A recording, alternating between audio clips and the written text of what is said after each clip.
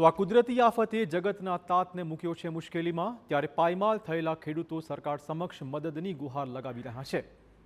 કમોસમી વરસાદથી થયેલી નુકસાનીમાં વડોદરાના ખેડૂતોનો પણ સમાવેશ થાય છે। ડભોઈમાં 4 દિવસ પડેલા વરસાદના કારણે ડાંગર, કપાસ, સોયાબીન, દિવેલા સહિતના પાકો જમીનદોસ્ત થયા હતા। શંકરપુરા, તેન તલાવ, સાઠોદ, ચાંદોદ, શિરોલા, નાના કરાડા વિસ્તારોમાં ખેતીમાં મોટું નુકસાન પહોંચ્યું છે। ત્યારે ખેડૂતોનો દાવો છે કે સૌરાષ્ટ્રના ખેડૂતોને પૂરતી સહાય મળતી હોય છે, પરંતુ વડોદરા સહિત મધ્ય ગુજરાતના જિલ્લાઓને હજુ સુધી સરકારે સહાય ચૂકવી નથી।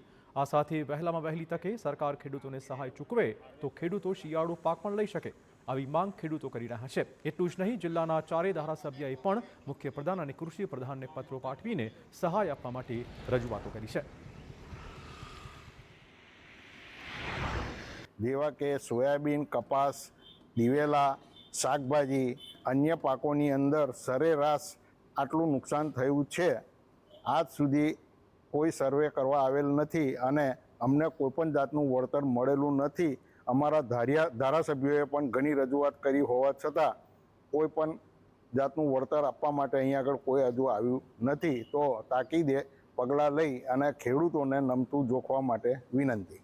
જ્યારે આ સાલ અમારે જે ડાંગર અને સોયાબીનનો કાપવાનો સમય થઈ ગયો હતો, છતાં પણ કોઈ હજુ સર્વે કરવા આવ્યું નથી અને એ સદંતર પાક ફેલ ગયો છે, છતાં કોઈ નુકસાની આપી નથી।